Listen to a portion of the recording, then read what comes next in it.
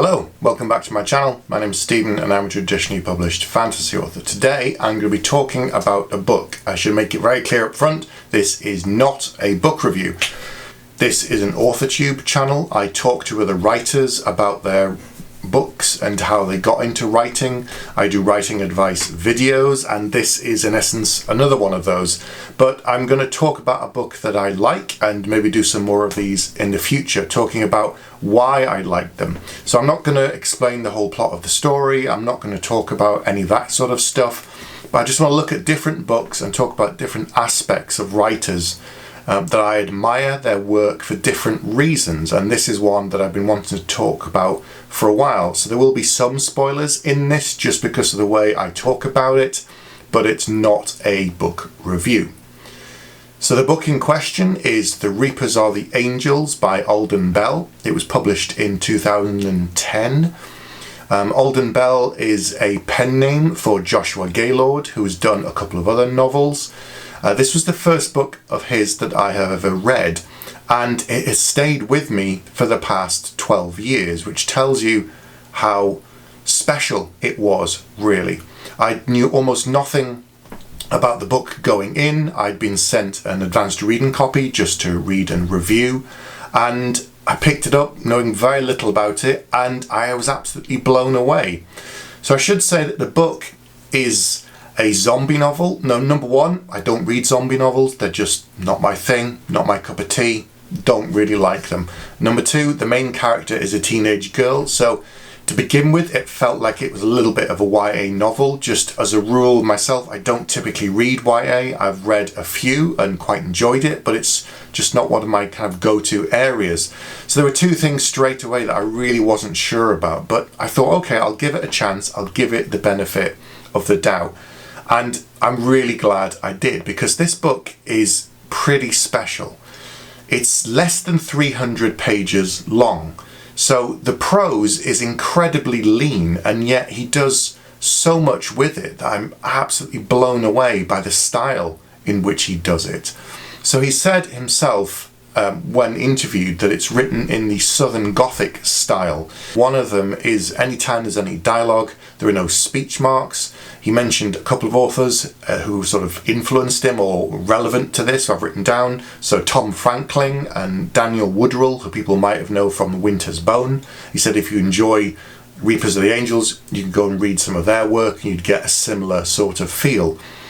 So it is a horror novel, and there again, that's not something I read a lot of. I read some, but it's not one of my go-to genres. A zombie novel, I'm not really interested in them, I don't really read them, and a young teen protagonist, all of which seems really unlikely for me, and yet here I am 12 years after it was published, still talking about it. So what makes it so special, and why do I want to talk about it beyond the page? I'm not known for somebody who writes purple prose. All of mine books are fairly lean in terms of other people. Some fantasy novels are huge, they're sort of 800, 900 pages long even, and they're full of detail and great world building and very purple prose, and that's not my kind of thing. I read some of that, but I tend to prefer books that are a little faster, a bit leaner. So when I saw this, it was only 300 pages with all of those things that I was uncertain about. I thought, I'll give it a go.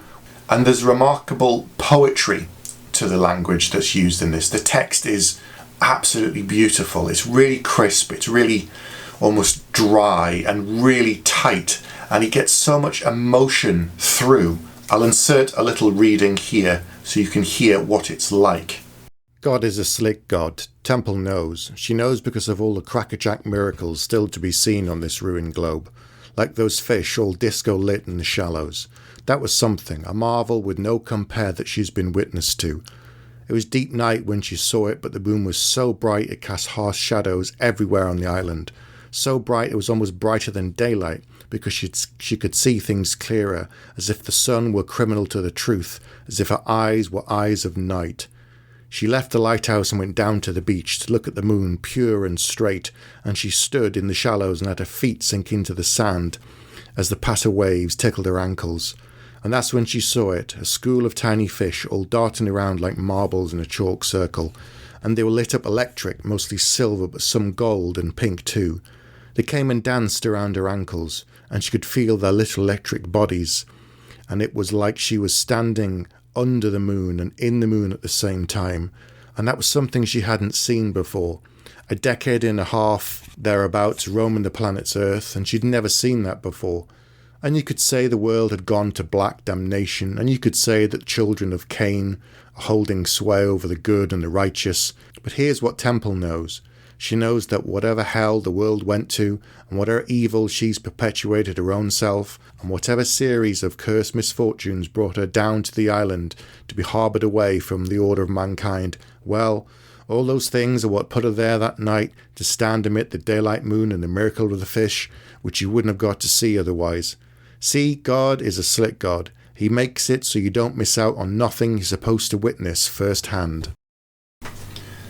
That gives you a little bit of the flavour of what it sounds like on the page, and in my head there's this sort of southern drawl to the main characters, which I won't attempt to do because it would sound awful, but in my head that's how it feels, and with the sort of southern gothic style that he's talked about in interviews, I can completely understand it.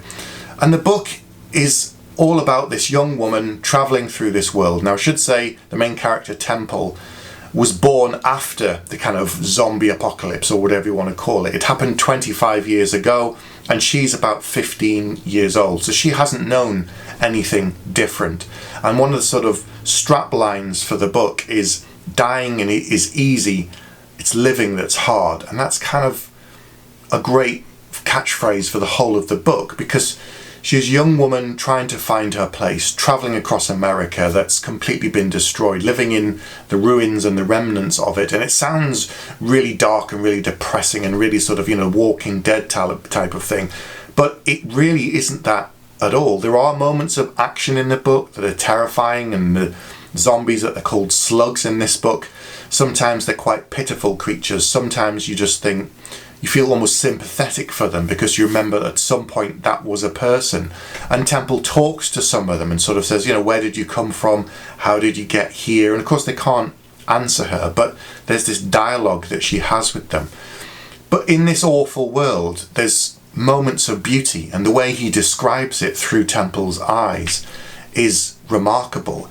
I love reading this book. It's something that I'm going to go back and read over and over again. And some people say I don't read the genre that I'm writing in at the same time because I fear of copying the influence or something. But this is something that I would never attempt to write, and I wouldn't be able to because it's just not something that I'm really familiar with. I'd have to go and read a lot more of it. But I love reading it for the rhythm of the language and the style, and reading really good writing inspires me to kind of push myself and do better. Not imitating what they're doing, but given that I write something that's quite lean anyway, I try to do more with less if possible, and trim out the unnecessary adjectives and that sort of thing. So I think there's something really useful about finding books that you love, finding books within your genre or other genres that you can read and be inspired by without being directly influenced one. And this is definitely one for me because it's just so lyrical and crisp, and someone described it as sort of Cormac McCarthy's The Road, as if it was in a zombie apocalypse type world with some of the Southern Gothic flavours, and that's a good summary, I would say. But it's someone that you probably never heard of before. You've probably never even heard of this book before. But if you go in expecting something grisly and Walking Dead and lots of action and terror and things, you're not going to get that at all.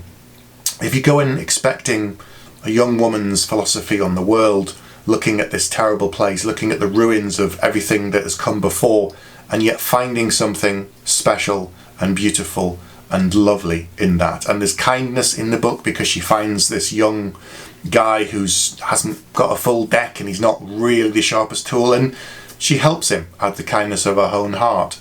And you can see that she cares about him, and she's trying to take him somewhere where he can live happily away from the worst of what's out there, and she's his sort of guide through this landscape. And there are other aspects to the book that I don't want to spoil because it would give too much away. It's relatively self-contained. It's really, really lean prose. You could sit down and read it probably in a day, and it's something that will stay with you, I think, because it stayed with me, and I want to go back and read it again. And there are great highs and lows in the book. And you're thinking all of this within 300 pages because it's so atmospheric and the text just I absorb something from it whenever I read it. Some books you read and they're just a great adventure and you enjoy them. And I have all of that with this book, but at the same time, it's given me something more. So it's this really intimate story in a huge world that's been decimated by an apocalypse. In this case, it just happens to be a zombie apocalypse. It's not about curing the disease and saving the world. It's not about changing everything. It's just one person's very unique and very small story set within this really awful setting. And yet there's something special and exciting and wonderful about it. So have a look at it, see if it's your kind of book, see if you can get something from it. You might say that it's something that you enjoy to learn for your own writing. It might just be something you enjoy just because you want to read. So I definitely recommend The Reapers of the Angels by Alden Bell. I'll be back soon with another video. Like and subscribe to the channel, and I'll see you soon.